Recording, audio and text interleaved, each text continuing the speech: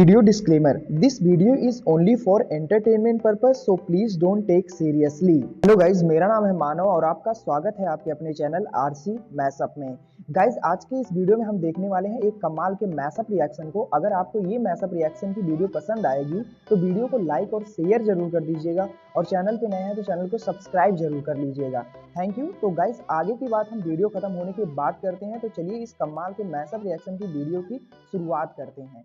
Hope you will enjoy. बड़ा ऐलान, हैरान हो रहे भारतीय मुसलमान। सऊदी अरब ने सुनाया नया फरमान, भारतीय मौलाना हो रहे परेशान।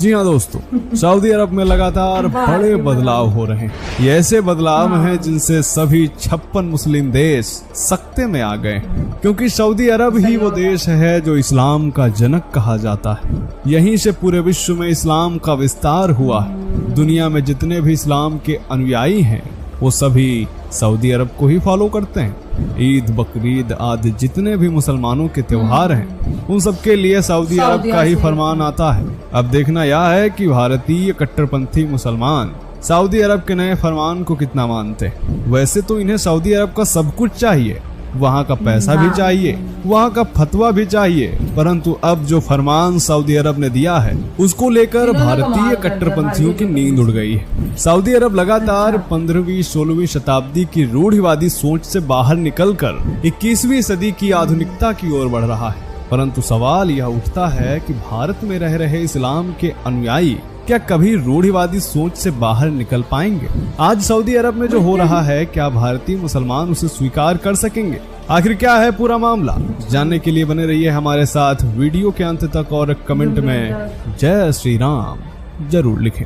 नमस्कार, स्वागत है आप सभी का दी साइंटिफिक हिंदू पर और मैं हूँ आपके साथ आपका दोस्त धीरेन्द्र।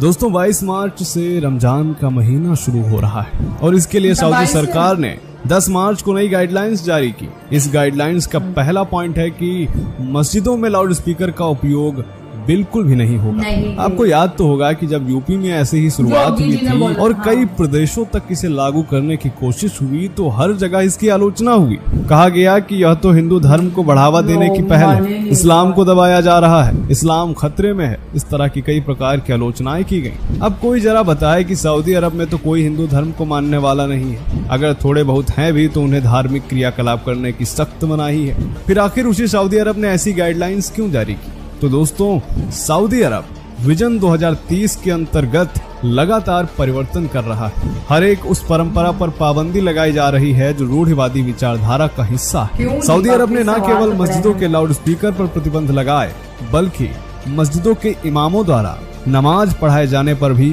प्रतिबंध लगा दिया। यानी मस्जिद में अब नमाज कोई नहीं पढ़वाएगा, सभी लोग अपनी नमाज खुद पढ़ेंगे।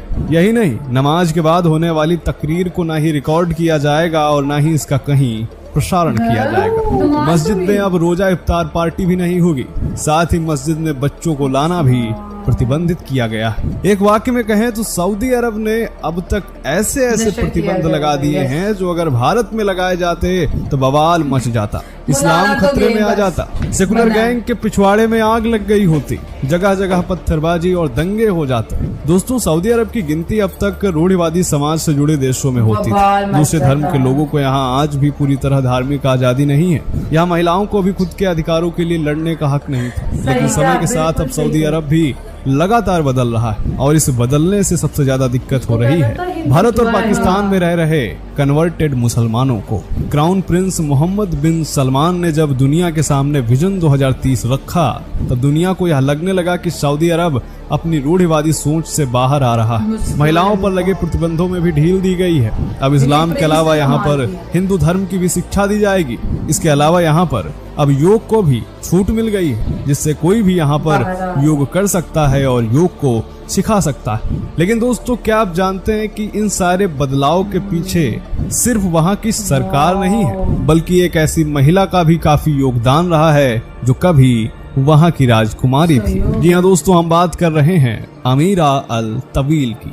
फैशन आइकन और समाज सेवी की पहचान रखने वाली अमीरा अल तवील महिलाओं के अधिकारों की सबसे बड़ी हिमायती रही। अमेरिका की यूनिवर्सिटी ऑफ हेवन और ब्रिटेन के किंग्स कॉलेज ऑफ लंदन से शिक्षा प्राप्त अमीरा ने महज 18 वर्ष की उम्र में उनसे 32 साल बड़े सऊदी प्रिंस अल वालिद बिन तलाल से निकाह किया था, जिसके बाद वह सऊदी की राजकुमारी तो बनी ही, साथ ही उन्हें अल वालिद बिन तलाल फाउंडेशन का वाइस प्रेसिडेंट भी बनाया गया। और इसके बाद उन्होंने देश में लोगों को मदद पहुंचाने के कई प्रोजेक्ट्स पर काम किया। वर्ष 2012 में सऊदी की राजकुमारी रहते हुए अमीरा ने एक इंटरव्यू के दौरान कहा था कि शिक्षा से आपको ज्ञान मिलता है और जब लोग किसी बात पर जागरूक नहीं होते तो उनके बारे में राय बनाई जाती है। इसी वजह से हमारे सेंटर्स दुनिया भर के 60 विद्यालयों में हैं। उन्होंने कहा कि मैंने इस्लाम के अलावा अन्य धर्मों की भी पढ़ाई की है, जिसमें मैंने हिंदू धर्म को अच्छे से जाना। इसके अलावा मैंने यहूदी और ईसाई धर्म के बारे में भी पढ़ा है। और वो कहती हैं कि अध्ययन की इस पूरी प्रक्रिया ने मेरी आंखें खोल दी। मेरे मन में इस्लाम के अलावा अन्य धर्मों के प्रति सम्मान और ज्यादा बढ़ गया है। आपको बता दें कि वर्ष 2013 में आपसी सहमति से अमीरा और अल वालिद के बीच तलाक हो गया था। इसके बाद अमीरा ने यूएई के बिजनेसमैन खलीफा बिन बुत्ती अल मुहैरी से शादी की। अमीरा अल तवील ने सऊदी अरब में बुर्खा और हिजाब को लेकर लंबी लड़ाई लड़ी थी। और आज सऊदी अरब में बुर्खा बैन तो नहीं है, परंतु महिलाओं को यह स्वतंत्रता जरूर है कि वह हिजाब पहने या नहीं। महिलाओं को गाड़ी चलाने के लिए ड्राइविंग लाइसेंस भी मिलने लगे। दोस्तों, यहाँ तो आप सभी जानते ही हैं कि सऊदी अरब जैसा देश, जहाँ आज भी हिंदुओं को सार्वजनिक रूप से पूजा पाठ या धार्मिक गतिविधि करने की इजाजत नहीं है, ये वो देश है जहाँ इस्लाम का उदय हुआ और पूरी तरह से यहाँ इस्लामिक शरिया कानून लागू है। ऐसे देश में अमीरा अल तवील का हिंदू धर्म के बारे में शिक्षा लेना और उसकी तारीफ करना, यह अपने आप में एक असाधारण कार्य है। और इसीलिए अमीरा अल तवील आज सऊदी अरब का गौरव बनी हुई। पर दोस्तों, एक बार सोच के देखिए कि क्या जो सऊदी अरब में हो रहा है, क्या भारत में ऐसा हो सकता है? यह सवाल इसलिए क्योंकि सऊदी सरकार ने कहा कि रमजान के दौरान कोई भी किसी भी मस्जिद में लाउड स्पीकर का इस्तेमाल नहीं करेगा। नमाज के बाद इमाम द्वारा की गई तकरीर को ना ही रिकॉर्ड किया जाएगा, ना ही उसका प्रसारण होगा, ना ही कोई रोजा इफ्तार पार्टी होगी। मस्जिदें अगर रोजा इफ्तार का आयोजन अपनी तरफ से करती हैं, तो इसके लिए वह किसी से भी आर्थिक सहायता नहीं लेंगी। अब जरा सोचिए कि यही सब यदि भारत में लागू कर दिया जाता तो कितना बवाल मच जाता। लोग सड़कों पर आ जाते, जगह जगह दंगे शुरू हो जाते और लोग कहने लगेंगे कि हिंदू राष्ट्र बनाने की कोशिश की जा रही है। कुछ लोग भारत को हिंदू राष्ट्र बनाने की बात कर रहे हैं, तो ये बात मैं दावे से कहता हूँ कि हिंदुस्तान कभी भी हिंदू राष्ट्र नहीं बन सकता है। मुसलमान को दोयम दर्जे का नागरिक बनाया जा रहा है, इस्लाम खतरे में है। और यह सब कहने वाले केवल मुसलमान ही नहीं होंगे, बल्कि खुद को बहुत बड़ा सेकुलर मानने वाले हिंदू, नवबौद्ध आदि सबसे आगे आ जाएंगे। खैर, अब देखना यह है कि हर बात में सऊदी अरब का अनुसरण करने वाले भारतीय मुसलमान सऊदी अरब की तरह ही खुद में बदलाव लाएंगे या फिर नहीं, या फिर वह कयामत तक रूढ़िवाद में ही जकड़े रहेंगे। तो दोस्तों, क्या सोचना है आपका सऊदी अरब के इस कदम के बारे में और अमीरा अल तवील के बारे में आपके क्या विचार हैं? 22 से 23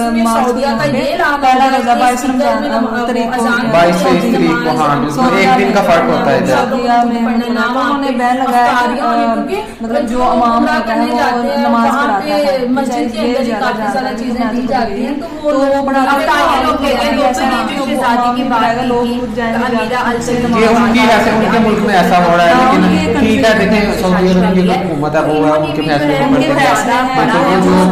करना चाहते हैं, जो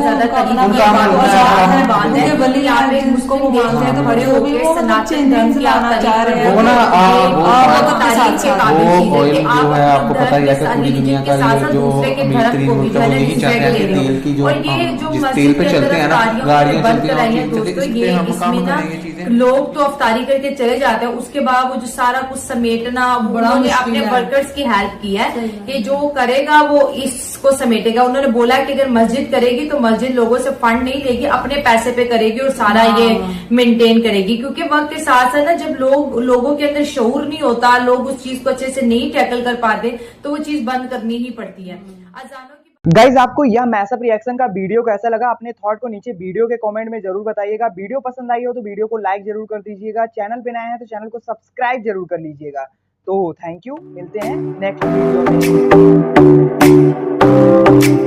में।